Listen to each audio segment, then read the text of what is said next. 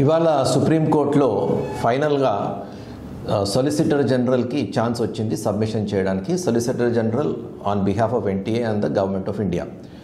So ఆ తర్వాత ఆయన చాలా స్టాటిస్టిక్స్ అవి ప్రజెంట్ చేశారు. బట్ మోస్ట్ ఇంపార్టెంట్ ఇవాళ తెలిసింది ఏంటంటే ఈ లీక్ అన్నది ఏ విధంగా జరిగింది. ఒక క్రైమ్ థ్రిల్లర్ లాగా ఇదంతా జరిగింది.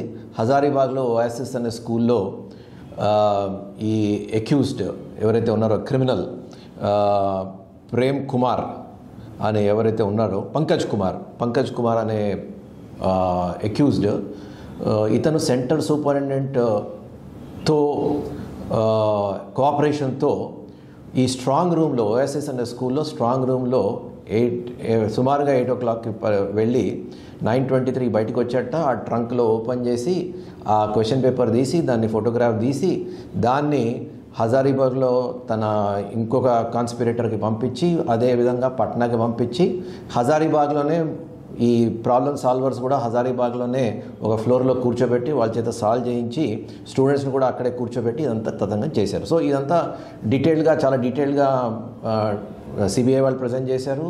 అండ్ చీఫ్ జస్టిస్ తర్వాత మిగిలిన జడ్జెస్ ఇద్దరు కూడా చాలా ఇంట్రెస్ట్తో చాలా క్వశ్చన్స్ అడిగి ఇవి చేశారు. సో బేసికలీ మనకి తెలిసింది ఏంటంటే లీక్ అయింది, లీక్ ఎలా జరిగిందో చెప్పారు. సో ఇంకో పాయింట్ ఏంటంటే most important from our point of view, ఎందుకంటే మనకు అందరికీ తెలుసు లీక్ అయిందని.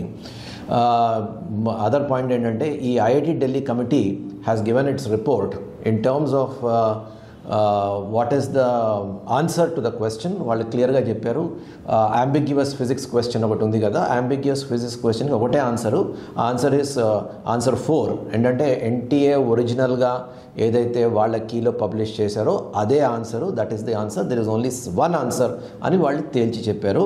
సో దీనికి how does NTA propose to handle this అన్నది సొలిసిటర్ జనరల్ తర్వాత చెప్తా అన్నారు. సో లంచ్ తర్వాత మనకి ఇది తెలుస్తుంది. సో లంచ్ తర్వాత ఈ హియరింగ్ కంటిన్యూ అవుతుంది. అండ్ మోస్ట్ ప్రాబబ్లీ మనకి ఇవాళ అట్లీస్ట్ ఒక టెంపరీ ఆర్డర్ అయినా రావడానికి ఛాన్సెస్ ఉన్నాయి. అండ్ మనకి ఈ రోజుతో ఎక్కడికి ఎటు వెళ్తుంది ఈ కేసు అన్నది మనకి తెలుస్తుంది. సో లంచ్ తర్వాత ఫర్దర్ అప్డేట్స్తో వస్తాం.